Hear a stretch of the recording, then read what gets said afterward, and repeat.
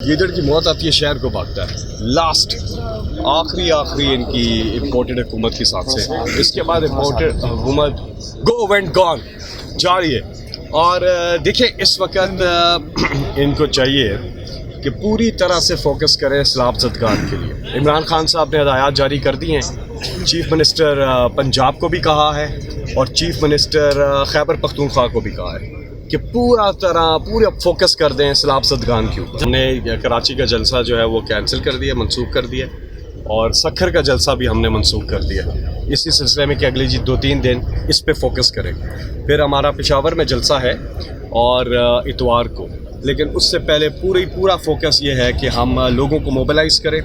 پاکستان تحریک انصاف کے جتنے بھی لوگ ہیں وہ ہنگامی جو امدادی سرگرمیاں ہیں ان میں حصہ لیں بڑھ چڑھ کے. یہی ہے زندگی کا مقصد یہی ہے کہ لوگوں کے کام آؤ، ورنہ زندگی کا مقصد ہی ختم ہو جاتا ہے. تو اس لیے ہم سب کو انسانوں کے لیے، اپنے بھائیوں بہنوں کے لیے بہت مصیبت میں ہیں غریب لوگ، ان پہ جو اللہ تعالیٰ ان کو محفوظ رکھے، لیکن بہت برے حالات ہیں. اس لیے سب کو چاہیے کہ باہر نکل کے ان کی مدد کریں. ہم بھی مدد کریں گے، پارٹی پوری، عمران خان صاحب سب فوکس کریں گے اس پہ. اسی لیے ہم نے اگلے جلسے جو ہے وہ منسوخ.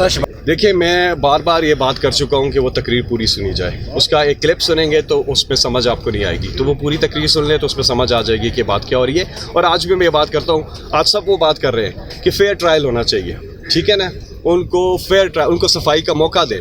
اور جو اس کے بعد خیر اس تقریر کے بعد اگر آپ دیکھیں، اس سے پہلے خبریں ہمارے پاس عمران خان صاحب کے پاس بھی نہیں تھیں کہ وہ جو لائرز نے بریف کیا اور ان کو بتایا کہ کس قسم کا تشدد کیا گیا ہے، وہ پھر جتنی بھی اس کی مذمت کریں وہ کم ہے. تشدد، بربریت. اور میں سمجھتا ہوں سپریم کورٹ آف پاکستان سے اپیل کرتے ہیں ہم چیف جسٹس صاحب سے کہ اس وقت پاکستان میں جتنے بھی قیدی ہیں، امیر غریب، مشہور یا عام لوگ، سب کے اوپر آپ ایک سپریم کورٹ نوٹس لیں اور دیکھیں کہ ان کے ساتھ جیلوں میں ان کے ساتھ کیا ہو رہا ہے.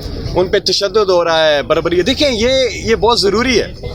اور اس وقت جو دنیا میں پاکستان کا جو امیج جا رہا ہے وہ ٹھیک نہیں ہے.